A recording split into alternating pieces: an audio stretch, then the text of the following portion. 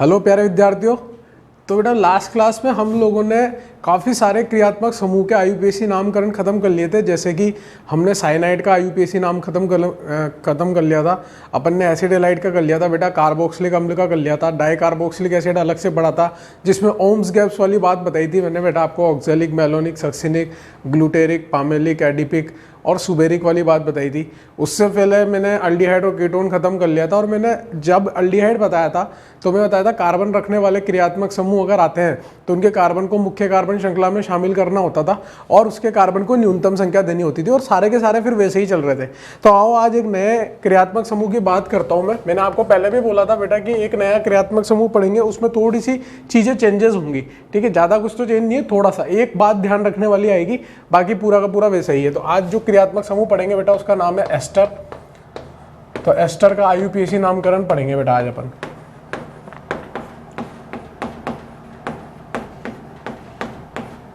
Ester का IUPAC नामकरण या नाम पद्धति जो भी आप बोलना चाहो। अब मुझे इतना सा बता दो बेटा, एस्टर जो होता है वो कैसा दिखता है? HRCOOR, क्योंकि अगर इधर H लगा दूंगा बेटा तो ये कार्बोक्सिलिक अम्ल हो जाएगा, इसलिए इधर R लगाना पड़ेगा। इधर H भी आ सकता है, R भी आ सकता है। अब मुद्दा देखो, इधर R आ गया तो इस R का भी नाम लिखना पड़ेगा। तो हमेशा जब भी ऑक्सीजन से जुड़ा हुआ जो R समूह है यानी कि अल्काइल समूह है वो किसकी तरह व्यवहार करता है बेटा? प्रतिस्थापी की तरह व्यवहार करता है। ये ऑक्सीजन से जुड़ा जो R समूह है बेटा ये हमेशा प्रतिस्थापी की तरह व्यवहार करेगा और इस प्रतिस्थापी को सबसे पहले लिखना है। भले ही मुख्य कार्बन श्रृंखला, जो हमारी मुख्य कार्बन श्रृंखला होगी वो कौन सी होगी बेटा? ये कार्बन रखने वाला क्रियात्मक समूह है। हमारी मुख्य कार्बन श्रृंखला तो यही वाली होने वाली है जिसमें ये कार्बन जो है इसको न्यूनतम संख्या देनी पड़ेगी। जैसा का जैसा मतलब कार्बोक्सिलिक एसिड में भी ऐसे ही पड़ा था, इधर OH आ रहा था, H आ रहा था अल्डिहाइड में, तो हमारी कार्बन श्रृंखला कौन सी थी? मुख्य वाली, ये वाली, और इसमें न्यूनतम संख्या उसी कार्बन को देनी है जो कार्बन क्रियात्मक समूह का है। ठीक है, मुद्दा क्या है बेटा, यहाँ पर ऑक्सीजन से भी एक अल्काइल समूह जुड़ा हुआ है, उसको प्रतिस्थापी की तरह माना गया है। मुख्य कार्बन श्रृंखला में भले ही कितने ही प्रतिस्थापी आ रहे हो, भले ही उनका नाम कैसा भी हो, अल्फाबेटिकल क्रम में भले ही वो पहले क्यों ना आ रहे हो, लेकिन हमें हमेशा ऑक्सीजन वाले प्रतिस्थापी को सबसे पहले लिखना है, वो भी बिना किसी अंकन के। तो अगर मैं इस R के लिए लिखूंगा तो बेटा इसका नाम क्या हो जाएगा? एल्काइल। अल्काइल तो उस प्रतिस्थापी का नाम हो गया। फिर पूरी की पूरी मुख्य कार्बन श्रृंखला के लिए अगर एक कार्बन की होगी तो मिथ, दो की होगी तो इथ, तो एल्क लिख दिया मैंने। एल्क मतलब मिथ, इथ, प्रोप, जितने कार्बन की आएगी। अगर जो हमारी मुख्य कार्बन श्रृंखला है वो संतृप्त है यानी कि उसमें कोई द्विबंध या त्रिबंध नहीं आते, तो उसके पीछे क्या लगा दूंगा बेटा? एन लगा दूंगा। डिपेंड करता है, अगर द्विबंध त्रिबंध आ रहे होंगे तो E9 भी लगाना पड़ सकता है। ठीक है, तो एल्काइल, एल्क, एन। अब जो 2 डिग्री सफिक्स हम एस्टर के लिए इस्तेमाल करते हैं, जैसे हर क्रियात्मक समूह के लिए मैं आपको 2 डिग्री अनुलग्न बताता जा रहा हूं, तो एस्टर के लिए जो यूज करते हैं हम 2 डिग्री सफिक्स, वो क्या यूज करते हैं बेटा? O8। क्या होता है? OATE, O8 यूज करते हैं। इसीलिए मैंने बेटा यहाँ पे एल्केन का E पूरा नहीं लिखा और पीछे क्या लगा दूंगा बेटा? एस्टर को इज्जत देने के लिए O8 लगा दूंगा। तो ये हमारे लिए क्या हो गया बेटा? ऑक्सीजन से जुड़ा हुआ प्रतिस्थापी हो गया। इसके बाद हमें जो भी मुख्य कार्बन श्रृंखला में प्रतिस्थापी आते होंगे उनको लिख देना है। उसके बाद हमें रूट शब्द को लिख देना है। उसके बाद हमें 1 डिग्री सफिक्स को लिख देना है। उसके बाद हमें 2 डिग्री सफिक्स को। ये तो हमारा क्या हो गया बेटा? 1 डिग्री सफिक्स, ये हमारा हो गया 2 डिग्री सफिक्स, ये हमारा हो गया वर्ड रूट यानी कि रूट शब्द, और ये हमारा क्या हो गया? 2 डिग्री प्रीफिक्स हो गया बेटा। और 2 डिग्री प्रीफिक्स तब तक लिखते जाना है, एक तो ऑक्सीजन वाले से जुड़ा हुआ सबसे पहले लिखना है, उसके बाद मुख्य कार्बन श्रृंखला से जो भी जुड़े हो वो लिखना है। एक एग्जांपल मैं करा रहा हूँ बेटा आपको, बाकी की आपको खुद ट्राई करने नहीं होंगे तो फिर मैं तो बताऊंगा ही सही। ठीक है, ऐसा कुछ भी नया नहीं है, बस एक ही चीज नहीं बताइए कि ऑक्सीजन से जुड़े हुए प्रतिस्थापी को सबसे पहले लिखना है। ठीक है, खैर मैं एक एग्जांपल आपको ले लेता हूं ताकि आपको चीज़ों में क्लियरिटी आ जाएंगी। जैसे मैंने यहाँ पे OCH3 और यहाँ पे Br लगा हुआ है अपना। ठीक है, अब मेरे को मुख्य कार्बन श्रृंखला चुननी है बेटा, तो मुख्य कार्बन श्रृंखला मेरी कौन सी होगी? ये वाली होगी। ठीक है, अब इसमें अंकन करना है बेटा, तो अंकन किस हिसाब से करते हैं? मुख्य कार्बन श्रृंखला का अंकन इस प्रकार से करते हैं कि हमारा जो क्रियात्मक समूह है उसको न्यूनतम संख्या मिल जाए। तो 1 नंबर इसको दूंगा, 2, 3 और 4 नंबर इसको दूंगा बेटा। ठीक है, अब लिखते वक्त मैंने आपको क्या बोला? मुख्य कार्बन श्रृंखला में भले ही कितने प्रतिस्थापी आते हो बेटा, उससे मुझे लेना देना नहीं है, मुझे तो कौन से ऑक्सीजन के से जुड़े हुए प्रतिस्थापी को सबसे पहले लिखना है। तो ऑक्सीजन से क्या जुड़ा हुआ है बेटा? मिथाइल जुड़ा हुआ है, तो सबसे पहले नाम में क्या आ जाएगा? मिथाइल। अब जो भी मुख्य कार्बन श्रृंखला में प्रतिस्थापी आ रहे हैं, हो सकता है ना भी आ रहे हो, लेकिन इसमें आ रहा है बेटा, तो उसको लिख देंगे 3 ब्रोमो। कितने कार्बन की मुख्य कार्बन श्रृंखला बेटा? 4 कार्बन की है, तो ब्यूट। संतृप्त है, कोई द्विबंध त्रिबंध नहीं आ रहा, इसलिए एन, और पीछे क्या लगा दूंगा? एस्टर को इज्जत देने के लिए OH। कितना सिंपल है, केवल एक ही चीज सामने आई है। क्या पिक्चर आई है बेटा? ऑक्सीजन से जुड़े हुए प्रतिस्थापी को सबसे पहले लिखना है, जो कार्बोक्सिलिक अम्ल में नहीं लिखना पड़ता था। कार्बोक्सिलिक अम्ल में पीछे OH एसिड लग जाता था, अब वो आया है तो उसको पहले लिख दिया, इसके अलावा कोई अंतर नहीं है। ठीक है, मैं काफ़ी सारे एग्जाम्पल्स आपको दे रहा हूँ, आपको खुद को ट्राई करना है। ठीक है, 1-2 लोट लूँगा, ठीक है, बोर्ड के हिसाब से आपको ट्राई करने बेटा। सिंपल से हैं, और खुद से ट्राई करोगे तो ही आपको मतलब कॉन्फिडेंस आएगा, वरना तो बेटा फिर भूल जाओ कि IUPAC नाम आएगा आपको लिखना।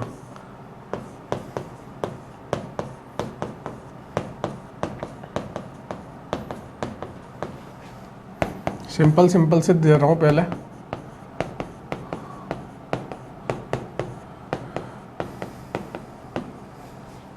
ट्राई करते रहना बेटा, आपको बैठे नहीं रहना है।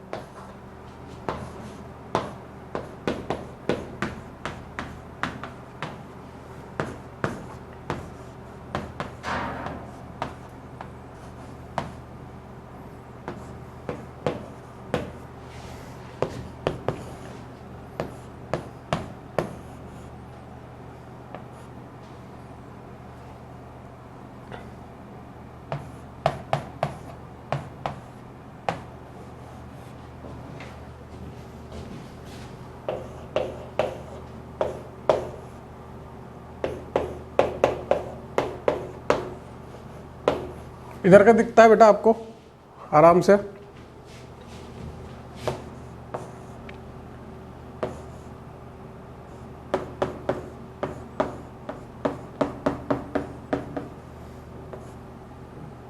पहले नो एग्जाम्पल करते हैं बेटा, फिर आगे ट्राई करेंगे। ठीक है, तो आपने पहले सबसे पहले सेकंड वाला पोस्ट करके ट्राई करो बेटा, सेकंड वाला ट्राई करो पोस्ट करके। चलो डिस्कस करते हैं बेटा। यहाँ पे आपने मुख्य कार्बन श्रृंखला इसको बोला होगा, यहाँ से अंकन करना चालू किया होगा, मेरी बात मानी होगी, और ऑक्सीजन से जुड़े हुए कार्बन को सबसे पहले प्रतिस्थापी के रूप में लिखा होगा। एक कार्बन का प्रतिस्थापी बेटा, तो इसके लिए क्या लिखा होगा आपने? मैथिल। और 2 कार्बन की मुख्य कार्बन श्रृंखला है, उसके लिए क्या लिखा होगा? एथ। कोई भी द्विबंध त्रिबंध नहीं, इसलिए एन लिखा होगा बेटा, और पीछे क्या लगा दिया होगा आपने? OH लगा दिया होगा। तो इसका नाम क्या हो जाएगा बेटा? मिथाइल ईथेनोएट नाम हो जाएगा। थर्ड और फोर्थ बेटा पोस्ट करके ट्राई करो, तीसरा चौथा पोस्ट करके ट्राई करो। चलो, तो आपने यहाँ पे बेटा इसको मुख्य कार्बन श्रृंखला माना होगा, 1 नंबर इसको दिया होगा, 2 नंबर इसको दिया होगा। मेरी बात मानी होगी, ऑक्सीजन से जुड़े हुए प्रतिस्थापी को सबसे पहले लिखा होगा। 2 कार्बन का प्रतिस्थापी बेटा क्या लिखा होगा आपने? एथिल सबसे पहले लिख दिया होगा। फिर 2 कार्बन की मुख्य कार्बन श्रृंखला, उसमें कोई प्रतिस्थापी नहीं लगा, सीधे रूट शब्द की बात करूंगा, इथ। कोई द्विबंध त्रिबंध नहीं है, इसलिए एन की बात करूंगा, और पीछे क्या लगा दूंगा बेटा? OH लगा दूंगा, इथाइल इथेनोएट नाम हो जाएगा इसका। फिर आपने इसमें ये मुख्य कार्बन श्रृंखला चुनी होगी, 1 नंबर, 2 नंबर, 3 नंबर लिखा होगा। ऑक्सीजन से जुड़े हुए प्रतिस्थापी को सबसे पहले लिखा होगा मैथिल। 3 कार्बन की मुख्य कार्बन श्रृंखला बेटा प्रॉप, कोई द्विबंध त्रिबंध नहीं, इसलिए एन, और पीछे OH लगा दिया होगा, तो मैथिल प्रोपेनोएट नाम हो जाएगा इसका। ठीक है, 5वां 6वां 7वां पोस्ट करके ट्राई करो बेटा, 5th 6th 7th। ठीक है, अपन प्रैक्टिस कर रहे हैं, मैं आपको पोस्ट करने जितना टाइम दे रहा हूँ। ठीक है, 5th 6th 7 आप ट्राई करो। 5th वाला आपने ट्राई किया होगा बेटा, तो यहाँ पे 1 नंबर, यहाँ पे 2 नंबर, यहाँ पे 3 नंबर, ये आपकी मुख्य कार्बन श्रृंखला आ रही होगी। ऑक्सीजन से जुड़े हुए प्रतिस्थापी को सबसे पहले लिखा होगा, तो क्या है वो? मैथिल है। ठीक है, 3 कार्बन की मुख्य कार्बन श्रृंखला है प्रॉप, लेकिन ये कैसी मुख्य कार्बन श्रृंखला है? इसमें बेटा एल्कीन आ रही है, और एल्कीन कौन से नंबर पे आ रही है बेटा? 2nd नंबर पे आ रही है, तो 2 इन लिखा होगा, और पीछे क्या लगा दिया होगा? OH लगा दिया होगा। ठीक है, तो मिथाइल प्रॉप 2 इन OH इस यौगिक का नाम हो गया। ठीक है, इस एस्टर का नाम हो गया। फिर यहाँ पे आपने चुनी होगी, तो 1 2 3 इसको लिखा होगा। फिर आपने एक चीज़ सोची होगी, सर अल्फाबेटिकल क्रम में प्रतिस्थापी को लिखते हैं, लेकिन मैंने आपसे बोला बेटा हमेशा ऑक्सीजन से जुड़े हुए प्रतिस्थापी को सबसे पहले लिखना है, फिर मुख्य कार्बन श्रृंखला में जो भी प्रतिस्थापी लगा है, भले वो अल्फाबेटिकल क्रम में क्यों ना पहले आता है, उसको बाद में ही लिखना है। तो ऑक्सीजन से जुड़ा हुआ प्रतिस्थापी कौन सा है? इस वाले प्रतिस्थापी को लिखना अब हमें आता है, क्योंकि हमने द्विबंध त्रिबंध वाले प्रतिस्थापी का नाम लिखना सीख लिया है। तो क्या लिखूंगा बेटा इसके लिए? इथिनाइल क्योंकि एल्कीन वाला प्रतिस्थापी इसलिए इथिनाइल लिखूंगा। 3 कार्बन की मुख्य कार्बन श्रृंखला है, लेकिन उस पर 2 नंबर पे प्रतिस्थापी लगा हुआ है तो 2 पे ब्रोमो लिखूंगा बेटा। 3 कार्बन की मुख्य कार्बन श्रृंखला है तो प्रोप लिखूंगा, 2 नंबर पे ईन लगा हुआ है और पीछे OH लिख दूंगा, क्योंकि 2 स्वर कभी रिपीट नहीं होते, इसलिए पहले वाला स्वर को मैंने ऑटोमेटिकली हटा दिया। 7वां नंबर वाला बेटा आपने ट्राई किया होगा, तो ऐसे केस में एक ही कार्बन की मुख्य कार्बन श्रृंखला आ रही है, ठीक है, 1 नंबर दे दिया उसको। सबसे पहले ऑक्सीजन से जुड़े वाले को लिखूंगा बेटा, तो नाम क्या हो जाएगा, साइक्लोप्रोपिल।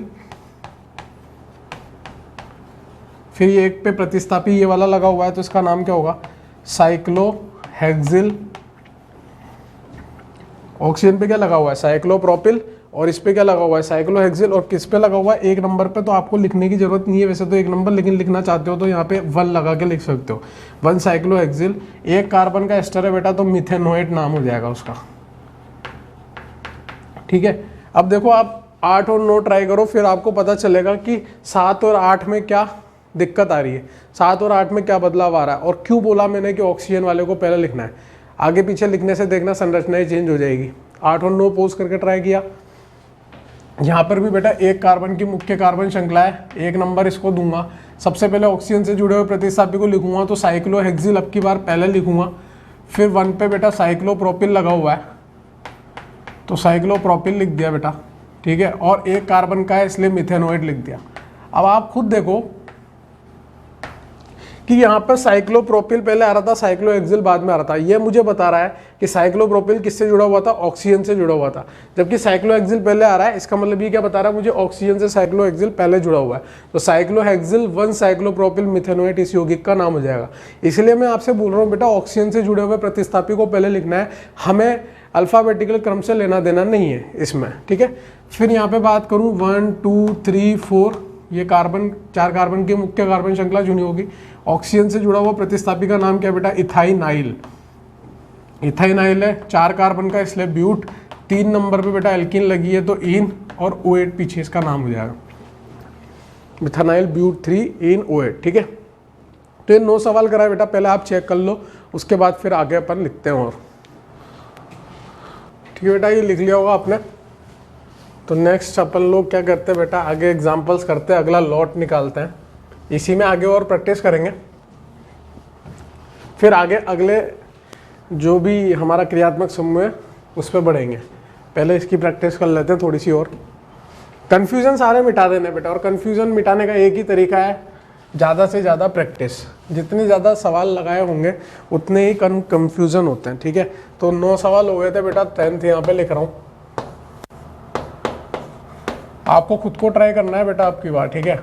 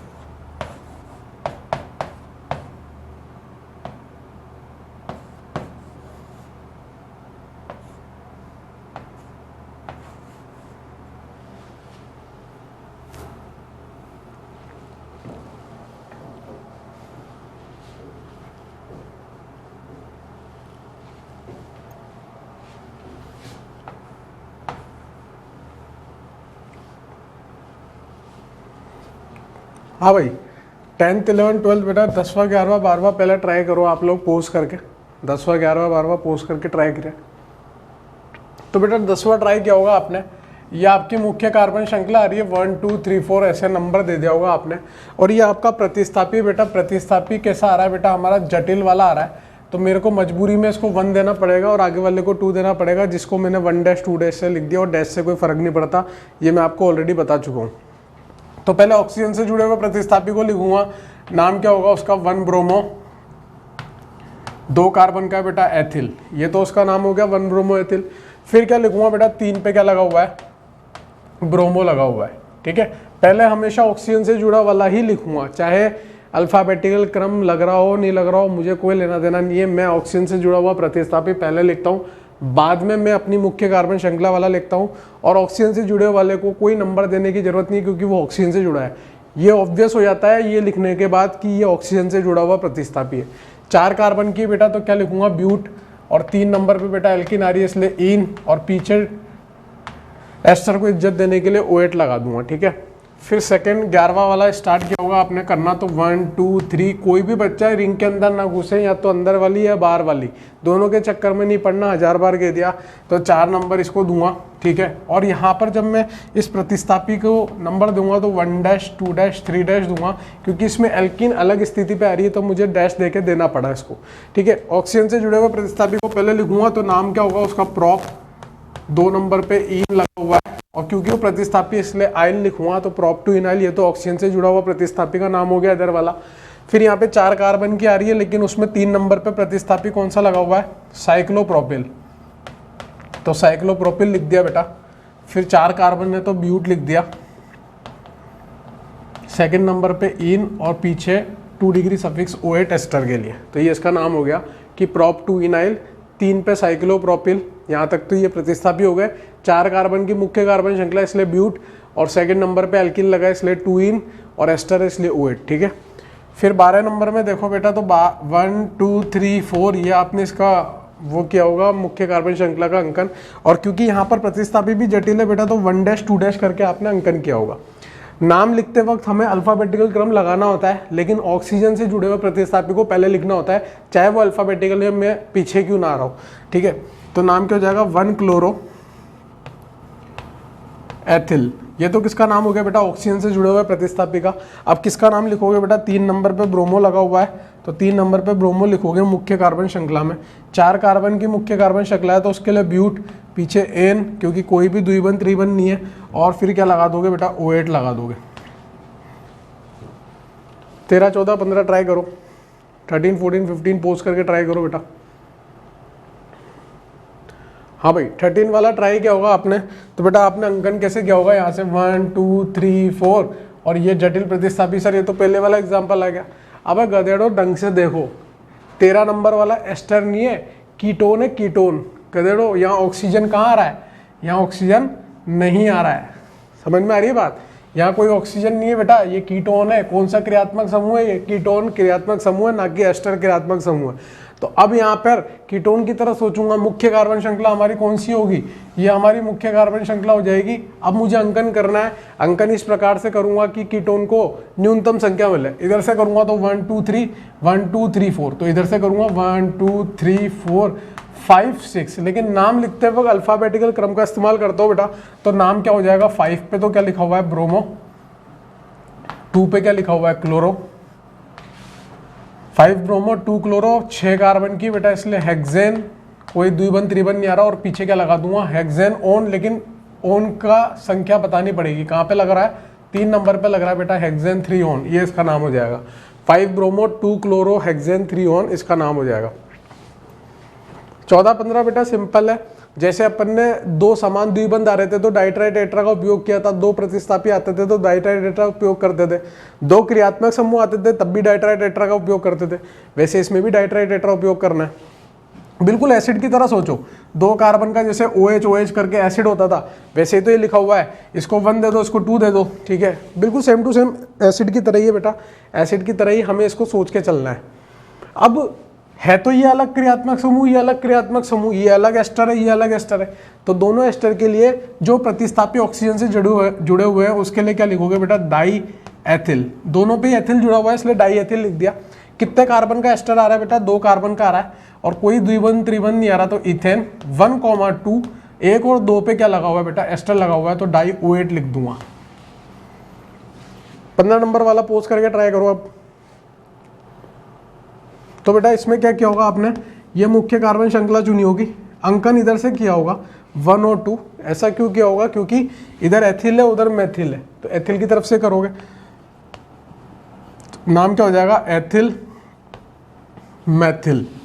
एथिल मैथिल 2 कार्बन का इसलिए एथेन 1,2 डाई OH नाम हो जाएगा बेटा। एथिल, एक तरफ एथिल लगा हुआ है एक तरफ मेथिल लगा हुआ है, इथेन 1,2 डाई OH। ऑक्सीजन से एथिल मेथिल एक साथ तो लग नहीं सकते, यानी कि एक का एथिल होगा दूसरे का मेथिल होगा, इसलिए ethyl methyl ethane 1,2 di OH। Di OH हमें बता रहा है कि 2 एस्टर मौजूद है।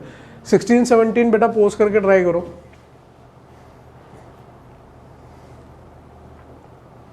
तो बेटा 16 ट्राई किया होगा आपने, तो यहाँ से ये मुख्य कार्बन श्रृंखला चुनी होगी, यहाँ से 1 2 3 करके लिखा होगा, तो नाम लिखते वक्त आपने क्या लिखा होगा, डाई एथिल, क्योंकि दोनों पे एथिल ही लगे हुए हैं, और प्रोपेन क्योंकि 3 कार्बन की अब की बार, और कोई द्विबंध त्रिबंध नहीं आ रहा, और 1,3 पे क्या आ रहा है बेटा, डाई OH आ रहा है, 2 OH आ रहे हैं, तो डाई OH करके लिख दिया मैंने यहाँ पे, ठीक है।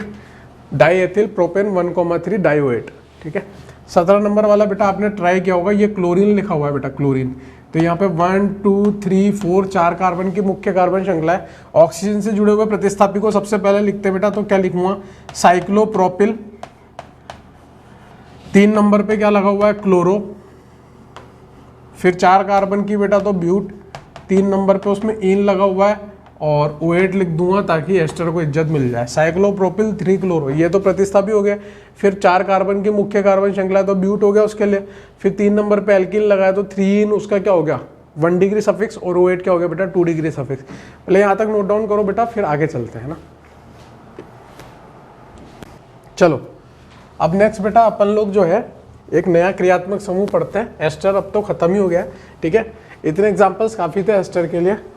जनरली इतने एस्टर के बारे में अपन डाई एस्टर के इतने ज़्यादा सवाल नहीं आते, नॉर्मल एस्टर के सवाल आते हैं, उतना अपने को आ गया है अब, ठीक है। तो नेक्स्ट स्टार्ट करते हैं हम। जो हमारा नेक्स्ट क्रियात्मक समूह है वो है अमाइड।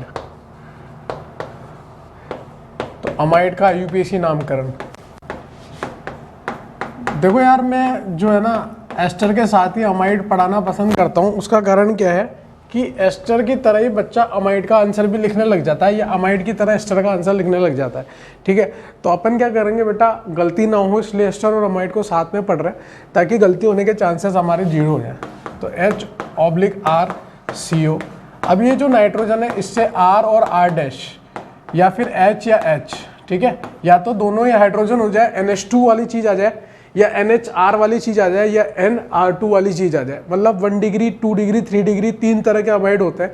ये मैं आपको क्रियात्मक समूह जो पढ़ाया था तभी बता दिया था कि 1 degree amide, 2 degree amide, 3 degree amide, तीनों को भिन्न क्रियात्मक समूह की तरह माना गया है, ठीक है ना। तो अब यहाँ पे मुख्य कार्बन श्रृंखला तो बेटा यही वाली होगी। अब ये नाइट्रोजन से भी यहाँ पर अल्काइल समूह जुड़े हुए हैं, जैसे एस्टर में जुड़े हुए थे। जरूरी नहीं है नाइट्रोजन से हमेशा जुड़े हुए हैं, हो सकता है नाइट्रोजन से दोनों हाइड्रोजन जुड़ जाए, हो सकता है नाइट्रोजन से एक ही अल्काइल समूह जुड़े, हो सकता है नाइट्रोजन से 2 अल्काइल समूह जुड़ जाए और दोनों अलग हो। तो हम तो वर्स्ट केस लेके चल रहे हैं बेटा कि नाइट्रोजन से दोनों अल्काइल समूह जुड़ गए। नहीं जुड़ेंगे तो कोई दिक्कत ही नहीं आएगी। अगर नाइट्रोजन से 2 अल्काइल समूह जुड़ गए तो उस केस में हमें IUPAC नामकरण कैसे करना है, N लगा के करना है। नाइट्रोजन से अल्काइल समूह पहला वाला जुड़ा है तो N अल्काइल, फिर नाइट्रोजन से दूसरा जुड़ा है तो N अल्काइल डैश, अगर वो अलग है तो, और अगर अलग नहीं है तो N, डाई अल्काइल करके भी लिख सकते हैं। N alkyl dash. बेटा प्रैक्टिस करेंगे खूब सारी, घबराने की बात नहीं है। N अल्काइल डैश, ठीक है। बाकी तो क्या है, एल्केन अमाइड। एल किसके लिए यूज किया, कोई संतृप्त पूरा का पूरा, और इसके लिए 2 डिग्री सफिक्स जो यूज करते हैं बेटा अपन, 2 डिग्री सफिक्स अमाइड के लिए क्या यूज करते हैं, अमाइड ही यूज करते हैं, इसलिए यहाँ पे एल्केन और यहाँ पे अमाइड। अब देखो इसमें क्या क्या चीजें आ सकती है। ये चीज तो बेटा हमेशा आएगी ठीक है ना। अब ये एन की जगह E9 भी आ सकता है, वो बात अलग है, लेकिन ये चीज़ तो हमेशा आएगी। ये आगे वाली चीज़ आ भी सकती है, नहीं भी आ सकती, ये डिपेंड करेगा कि नाइट्रोजन के साथ हाइड्रोजन जुड़े हैं, एक अल्काइल जुड़ा है, दो अल्काइल जुड़े हैं, दो एक जैसे अल्काइल जुड़े हैं, अलग अलग केस बनते जाएंगे बेटा, ठीक है। अब इसमें देखो मुख्य कार्बन श्रृंखला में भी बेटा प्रतिस्थापी लग सकते हैं। नाइट्रोजन में तो प्रतिस्थापी लगे हुए हैं, ये नाइट्रोजन से जो R और R' जुड़े बेटा, ये कैसे हैं बेटा, प्रतिस्थापी की तरह है, ठीक है। उसी तरह से मुख्य कार्बन श्रृंखला में भी प्रतिस्थापी हो सकते हैं। बिल्कुल आपने सही सोच रहे हो, नाइट्रोजन से जो प्रतिस्थापी जुड़े हैं उसको पहले लिखना है, नहीं, गलत। हमेशा इसमें क्या है बेटा, इसमें हमेशा अपन को अल्फाबेटिकल क्रम में लिखना है। फायदा क्या हुआ बेटा, यहाँ पे हमने नाइट्रोजन लगा के लिखा है, N लगा के लिखा है। पहले आप इतना लिखो बेटा, फिर मैं आगे बढ़ाता हूँ आपको। चलो बेटा,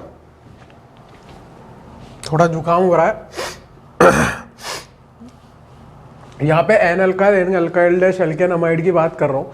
2 डिग्री सफिक्स बेटा इसके लिए क्या लिया है, अमाइड। देखो सारा खेल प्रैक्टिस का है बेटा, आप लोग प्रैक्टिस करोगे ऑटोमेटिकली आपको नाम लिखना आ जाएगा।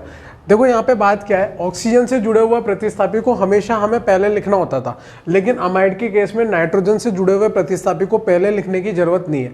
इसमें तो भैया मुख्य कार्बन श्रृंखला में जो प्रतिस्थापी आ रहे हैं और नाइट्रोजन से जुड़े हुए जो प्रतिस्थापी आ रहे हैं, जो अल्फाबेटिकल क्रम में पहले आएगा उसको लिखना जरूरी है, क्योंकि नाइट्रोजन से जुड़े हुए प्रतिस्थापी को अपन अब की बार N लगा के लिख रहे हैं, तो ऑटोमेटिकली अपने को पता चल जाएगा बेटा कि यहाँ पे ये जो अल्काइल समूह जुड़ा हुआ है वो कहाँ जुड़ा हुआ है, नाइट्रोजन पे जुड़ा हुआ है। देखो प्रैक्टिस करते हैं, एक सवाल मैं आपको करा रहा हूं, बाकी क्या आपको खुद को करना है, ठीक है। यहाँ पे मैंने इथाइल, यहाँ मिथाइल, यहाँ पे ब्रोमो लिख दिया बेटा। यहाँ पे जो मुख्य कार्बन श्रृंखला है उसके अंकन कर रहा हूँ, तो 1 2 3 ये हमारी मुख्य कार्बन श्रृंखला है। अब जब मैं इसका नामकरण लिखूंगा तो बेटा नाइट्रोजन से जुड़े हुए आइटमों को पहले नहीं लिखूंगा, पहले किसको लिखूंगा, 2 पे ब्रोमो आ रहा है तो 2 ब्रोमो ही लिखूंगा। फिर N पे क्या लगा हुआ है, एक बार एथिल लगा हुआ है, एक बार N पे मैथिल लगा हुआ है, ये सब प्रतिस्थापित है बेटा। 2 bromo, N ethyl, N Maithil, automatically मुझे पता चल गया बेटा कौन कहाँ से जुड़ा हुआ है। 2 पे ब्रोमो लगा है, इसका मतलब 2 ब्रोमो कहाँ पे है, मुख्य कार्बन श्रृंखला में, ठीक है। अब कितने कार्बन की मुख्य कार्बन श्रृंखला बेटा, 3 कार्बन की, तो प्रोप, और पीछे कोई मतलब यहाँ पे कोई भी द्विबंध त्रिबंध नहीं है तो N लगाऊंगा, और पीछे क्या लिख दूंगा बेटा, अमाइड। अब मैं आपको सवाल दे रहा हूँ, आपको खुद को ट्राई करना है।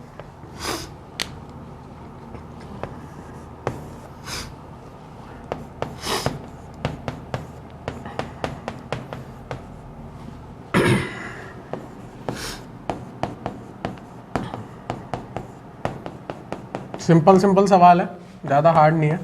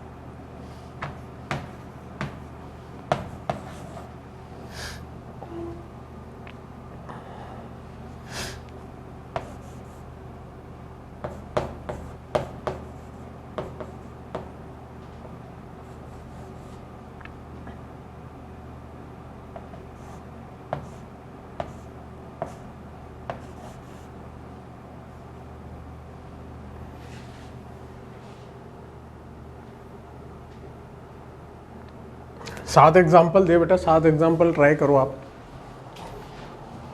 यहाँ पे पोस्ट करके पहला और दूसरा ट्राई करो पहले बेटा, सेकंड नंबर वाला ट्राई करो। तो सेकंड नंबर वाला जब बेटा आपने ट्राई किया होगा तो यहाँ पर एक कार्बन की मुख्य कार्बन श्रृंखला आ रही है, 1 नंबर उसी को मिलेगा। एक कार्बन की आ रही है तो यहाँ पे कोई प्रतिस्थापी नहीं है, ना नाइट्रोजन से जुड़े हुए हैं ना मुख्य कार्बन श्रृंखला से जुड़े हुए हैं। क्या लिखूंगा बेटा, मिथ, एन, और पीछे क्या लगा दूंगा, अमाइड। एन क्यों लिखा, कोई द्विबंध त्रिबंध नहीं है, और अमाइड तो 2 डिग्री सफिक्स यूज ही करते हैं हम अमाइड के लिए। तीसरा नंबर का ट्राई करो पोस्ट करके। जब बेटा इसमें किया होगा तो 1 नंबर इसको दिया होगा, 2 नंबर इसको दिया होगा, 2 कार्बन की मुख्य कार्बन श्रृंखला इथ लिखूंगा, कोई द्विबंध त्रिबंध नहीं आ रहा बेटा इसलिए एन लिखूंगा, और पीछे क्या लगा दूंगा, अमाइड लगा दूंगा, तो इथेन अमाइड इसका नाम हो जाएगा। फिर चौथे नंबर और 5वें नंबर वाले को ट्राई करो। चौथा पांचवा पोस्ट करके ट्राई करो।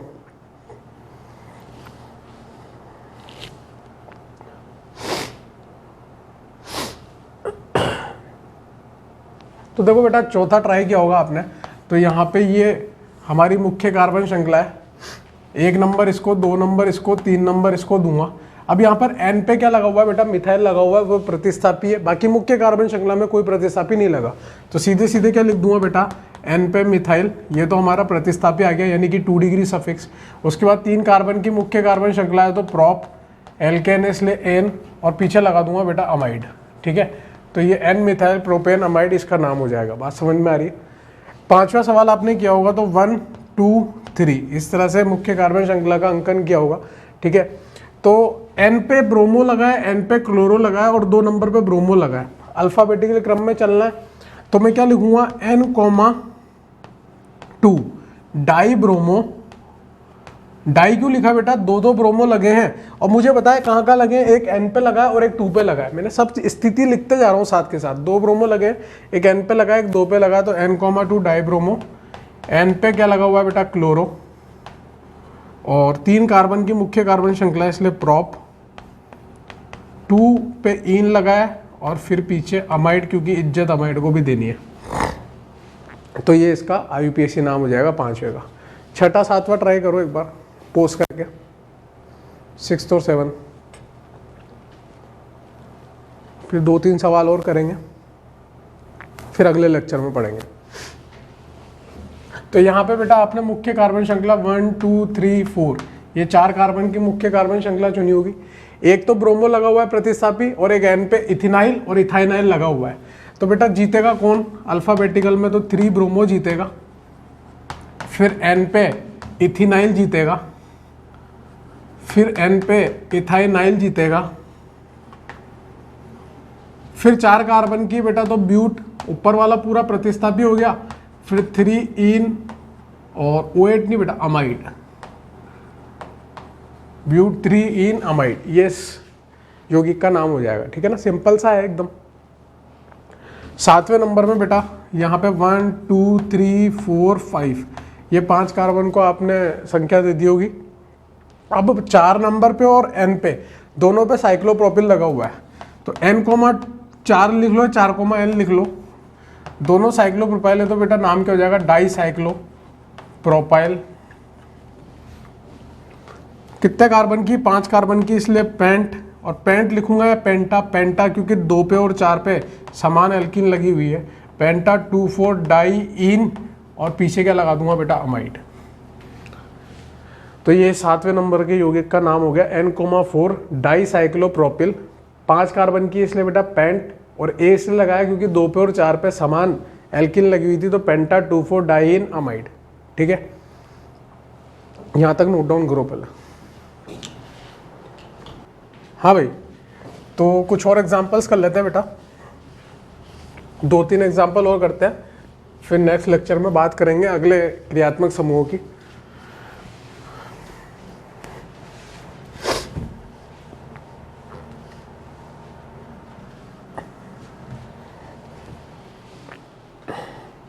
सात हो गए होंगे मेरे हिसाब से, 7 हुए थे शायद, तो 8वां मैं लिख रहा हूं इधर। आप खुद ट्राई करो बेटा, है ना।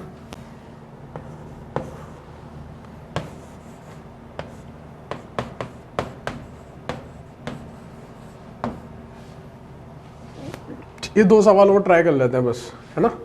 8 और 9 ट्राई करते हैं। पोज करो, ट्राई करो। तो देखो बेटा यहाँ पे आपने जब किया होगा तो 1 2 3 4 ये 4 कार्बन की मुख्य कार्बन श्रृंखला आ रही है। एक तो एन पे प्रतिस्थापी आ रहा है हमारा, और एक हमारा प्रतिस्थापी ये वाला आ रहा है, ठीक है। 2 प्रतिस्थापी आ रहे हैं। इस प्रतिस्थापी का नाम एथिल है, और 1 2 3 4 कार्बन का प्रतिस्थापी है, इसका नाम ब्यूटिल है। तो पहले ब्यूटिल लिखूंगा क्योंकि अल्फाबेटिकली ब्यूटिल पहले आएगा, फिर 2 पे एथिल लिख दूंगा, 4 कार्बन की है तो ब्यूट लिख दूंगा, एन लगा दूंगा और अमाइड लिख दूंगा, ठीक है। ये हो गया N butyl 2 ethyl butane amide. फिर 9 नंबर वाला ट्राई किया होगा तो 1 2 3 4 5 5 कार्बन की मुख्य कार्बन श्रृंखला है बेटा, और ये जो एन पे प्रतिस्थापी लगा है इसको 1 डैश 2 डैश 3 डैश देना पड़ेगा, क्योंकि 1 देना मजबूरी था क्योंकि वो जुड़ा हुआ नाइट्रोजन से, बाकी 2 हमने एल्कीन के हिसाब से दिया है। तो एन पे हमारा क्या लगा हुआ है बेटा, साइक्लो प्रोप 2 इनाइल।